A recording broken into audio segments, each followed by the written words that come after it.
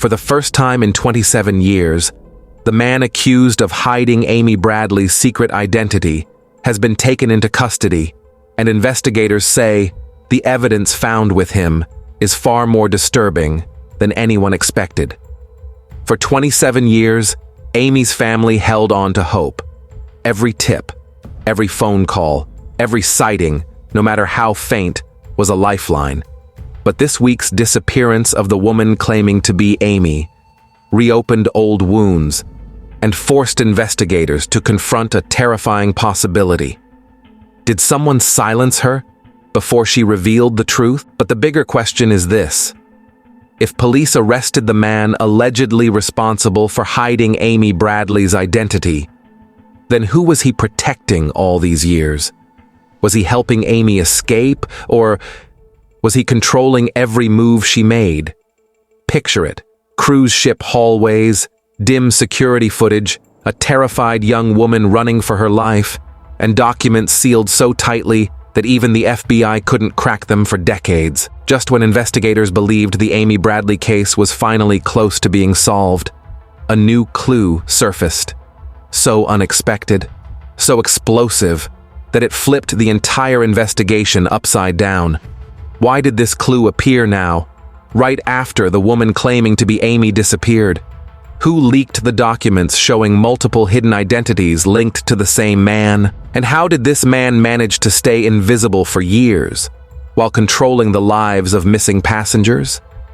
Tonight's documentary uncovers the messages she left behind, the final person she contacted, and the shocking evidence connecting her disappearance to a network investigators never even knew existed. Because the truth is, the closer investigators got to Amy, the faster someone moved to erase everything again. Are we finally about to learn what really happened to Amy Bradley? Or is this arrest just the beginning of a much darker revelation? Let me give you a little insight. Just like Amy Bradley's case has remained a painful mystery for her family and investigators for 27 years, Maura Murray's case is equally baffling. Her disappearance in 2004 doesn't seem like a simple accident. Documents, statements from her family suggest something is being hidden. Even now, there is no final answer about Maura Murray's "no one knows if she is alive." It has never been confirmed she is dead. And that is exactly the point that makes you think. Both Amy Bradley and Maura Murray's cases show strange patterns, disappearances, hidden clues, unanswered questions. Just as some of Amy's secrets have finally begun to surface, new documents and potential sightings in Maura Murray's case are emerging. And these discoveries might shock you. If hidden records helped Amy change her identity, who hid those records? Amy herself? Or the people controlling her? In missing person investigations, hidden records are usually a dead end.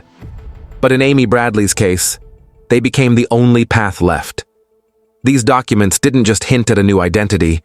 They suggested someone had carefully rebuilt her entire life, piece by piece, far away from where anyone could find her.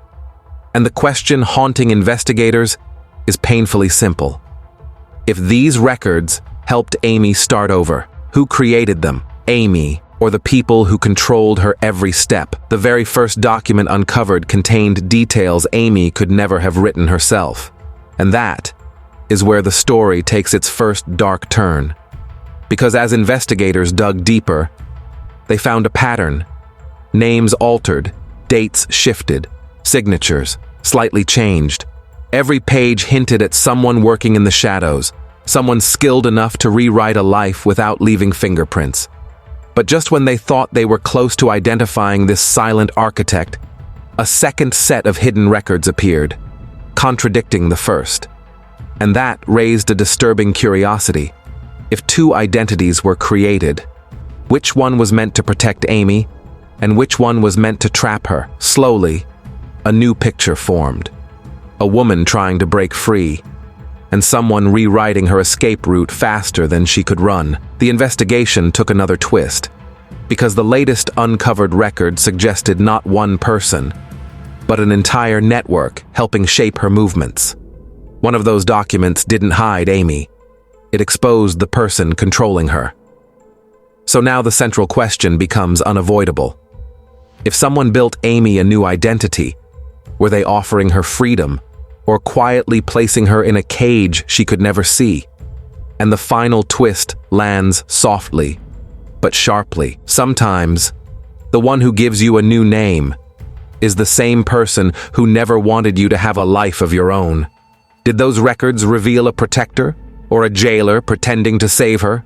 When investigators first studied the hidden records linked to Amy's new identity, they expected simple paperwork, maybe a forged signature, maybe an altered date. Her name was Amy Lynn Bradley, 23 years old, a new college graduate, a daughter, a sister, an athlete, a woman full of life. In March of 1998, she boarded the Royal Caribbean Rhapsody of the Seas with her family. A dream vacation, a celebration, a moment of joy before life swept her into adulthood. But joy has a strange way of hiding danger. The last night, the Bradley family enjoyed music, dancing, and the warm Caribbean air. Witnesses recall Amy smiling, relaxed, alive. A band member, Alister "Yellow" Douglas, was one of the last people to speak with her. He would become a shadow figure in the decades that followed. 2:45 a.m. Amy returns to the cabin. Her father sees her sitting on the balcony, calm, quiet, watching the waves. He closes his eyes for what felt like a moment. 5:30 a.m. He wakes. The chair is empty. Her shoes, still there. Her cigarettes, still there. Her bed, never slept in. The ship was seconds from docking in Curaçao, and Amy Bradley was nowhere. Timeline reconstruction between 5:30 and 6 a.m. The ship opened its gangways. Passengers poured off. But according to official logs, Amy did not swipe her card. There is no footage of her leaving, yet people saw her. A witness claims they saw a girl matching Amy's description being escorted down a stairwell by two men. Another claimed to see her on the dock, disoriented, scared. But the strangest detail came from a taxi driver who stepped forward later. He said a young woman ran up to his car, pleading, "Please, help me. I need a phone." When he turned to unlock the door, two men appeared and pulled her away. The Bradley family believes this moment was Amy's final chance. The last known photo, minutes before she vanished, Amy was photographed with the ship's band, standing near Yellow.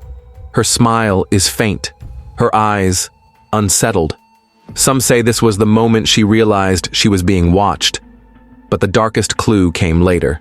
Years later, Amy's face appeared on an adult website, a brothel catalog, under the name Jazz. Her posture, her tattoos, her eyes. Her parents collapsed when they saw the images. The FBI confirmed the photos were likely Amy, alive, but trapped. Long pause. Distant thunder. And now, we must ask, if investigators were already closing in on the truth, who made sure Amy disappeared without a trace that morning?